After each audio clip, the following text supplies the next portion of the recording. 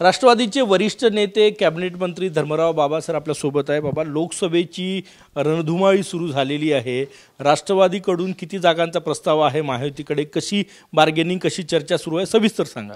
महत्त्वाचं म्हणजे आपण यापूर्वी सुद्धा मी बोललो होतो की 9 जागावर आम्ही लढण्याकरता इच्छुक आहे, परंतु कालच आमचे नेते राष्ट्रवादीचे त्यांनी सांगितलं की 10 जागा आमचा मागणी आहे आणि त्या दृष्टीने 10 जागावर लढायची आमची तयारी आहे। परंतु महायुतीचे नेते आता लवकरच बसतील। आता आमच्यासुद्धा मीटिंग आज मला वाटते गोंदिया भंडाराचं मीटिंग आहे आणि उद्या आमचा गडचिरोलीचं मीटिंग आहे चिमूर।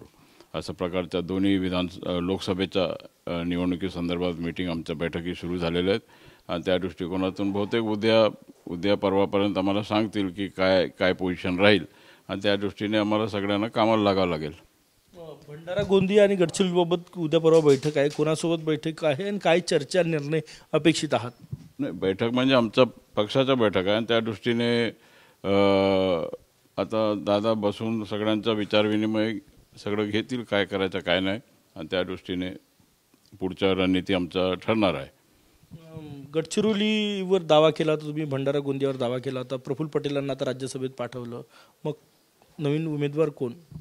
नाही, उमेदवार आता प्रफुल्ल पटेल साहेब आपले राष्ट्रीय नेते आहेत आणि दादा राष्ट्रीय अध्यक्ष आहेत। हे सगळे नेते लोक बसून ठरवतील कोणाला द्यायचं काय द्यायचं, परंतु गडचिरोलीचा हा माझा अधिकार आहे, मी लढलाच पाहिजे असं मला तरी वाटते।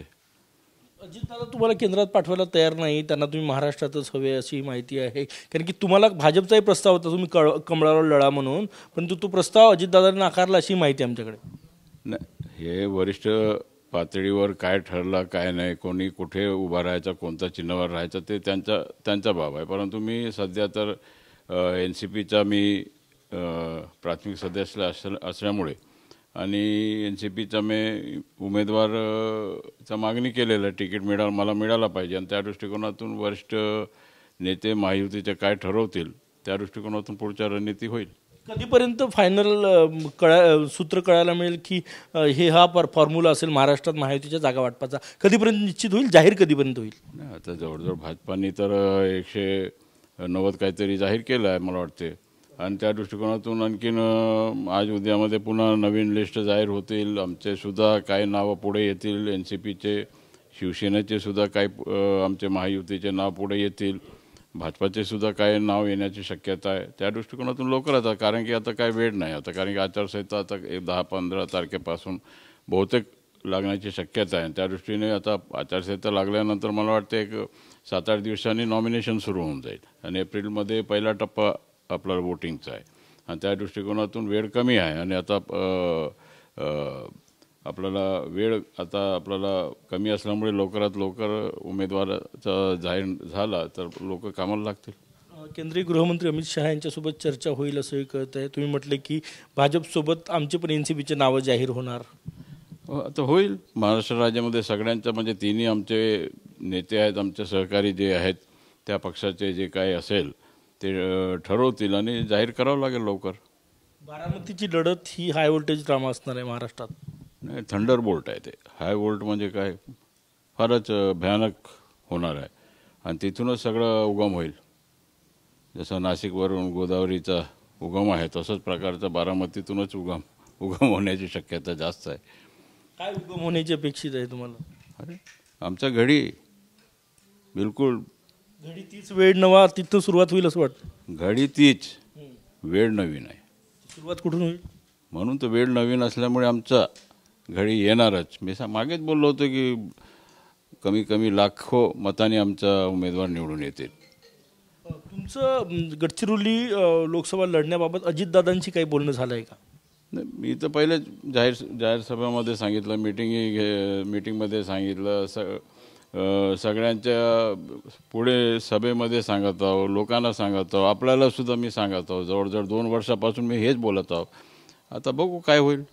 नाही झालं, लोकसभा नाही दिली तर नाराज होणार आहे का? नाही, नाराजीचं काय गोष्ट आहे, आता झालं ना, रिटायरमेंट कुठेतरी असणं हा गरजेचं आहे, आता झालं। आता नवनीत राणाला गेल्या वेळेस तुम्ही सपोर्ट केला होता, NCPचा सपोर्ट होता, यावेळेस त्या भाजपात जाण्याच्या चर्चा आहे। नाही, असं आहे, नवनीत राणा ते आमचे प्राथमिक सदस्य नाहीत, परंतु आपण त्यांना सहकार्य केलं होतं आणि आमच्या सहकार्यामुळे NCPचा ते निवडून आले आणि निवडून आल्यानंतर ते इकडे तिकडे फिरत होते आणि त्या दृष्टिकोनातून कोणत्या पक्षात जातात ते त्यांचं व्यक्तिगत मत आहे. आणि परंतु हा पाहायला तर अमरावती सीट आमचा अधिकाराचा आहे, आमचा जागा आहे. आमच्या जागावर त्यांना आपण आमच्या उमेदवार असताना सुद्धा त्यांना आपण सपोर्ट करून निवडून आणलं असं आहे. अमरावती तुमची जागा आहे. नवनीत राणा भाजपात जाण्याची चर्चा आहे. त्या भाजप कडून कमळावर लढण्याची शक्यता आहे. नाही ठीक आहे ना, कोण कुठे लढते त्या वेगळी गोष्ट आहे, परंतु महायुती बसून ठरवतील आम्हाला राष्ट्रवादीला किती जागा द्यायचं, शिवसेनेला किती जागा द्यायचं, BJPने किती लढायचं, असं हे ठरल्यानंतर फॉर्म्युला तर पुढच्या उमेदवार ठरतील. अमरावतीच्या जागेसाठी अडसूळ अजितदादांना भेटून आले. सगळे भेटतात. आता शिरूरला सुद्धा ते माजी खासदार ते सुद्धा भेटून गेले दादांना. सगळे इच्छुक आहेत. आणि आता असं आहे, अब की बार 400 पार हा आमचा टार्गेट आहे. आणि 45 जे आम्ही सांगितलं होतं इथे, तर मला वाटतं 48 सीट येतील आता आमचा महायुतीचा, असा प्रकारचा आमचा विश्वास आहे. जागांची सोय पाहून महायुतीत उमेदवार बदलले जाईल. या पक्षाकडून तुम्ही, त्या पक्षाकडून, हे तुम्ही समजा भाजपकडून नवनीत राणा भाजपकडून, किंवा घड्याळीवर आढळराव पाटील, असं वगैरे होईल. असं आहे की मेरिटवर जे उमेदवार निवडून येऊ शकतात अशा उमेदवारांनाच आपल्याला द्यायचं आहे, जेणेकरून आपल्याला मोदीजींचं जे स्वप्न आहे 400 इस बार 400 के पार, तर हे जे नारा आहे की 400च्या वर आम्हाला जेव्हा जायचं आहे तर आम्हाला 100% नॉट 0.1% सुद्धा आम्हाला चान्स आम्हाला घ्यायचा नाही की एकही सीट न पडता आम्हाला मोदीजींना तिथे प्राईम मिनिस्टर जर बघायचं असेल तर 48चे 48 आमचे जागा आले पाहिजे. अडसूळ काल भेटून गेले दादांना. अमरावतीत ते उमेदवार असू शकतात का तुमचे? नाही, काय सांगता येत नाही. तर नेते लोकांचं काय करायचं आहे ते नेते लोक ठरवतील, परंतु गडचिरोली मी राहणार. बस. कमळावर की घड्याळीवर? आता जे युती ठरवतील, महायुतीचे जे लोक ठरवतील कुठे राहायचं काय राहायचं हे वेगळं गोष्ट, परंतु खासदार म्हणून मला उभा राहायचं हे माझ्या इच्छा आहे. शेवटचा प्रश्न हायपोथेटिकल आहे. समजा घड्याळीवर तिकीट नाही मिळाली गडचिरोली, तर तुम्ही कमळावर लढायला तयार आहे का गडचिरोली? हायपोथेटिकल प्रश्नाला मी कसं उत्तर देऊ?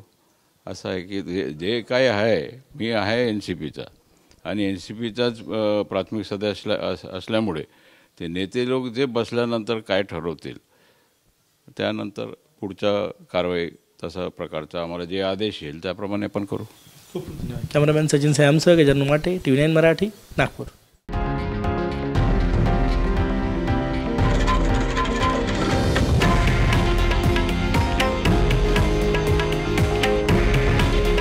हे आहे देशातील नंबर 1 न्यूज नेटवर्क आणि आपण पाहत आहात TV9 मराठी. काळजी तुमची, हित महाराष्ट्राचं.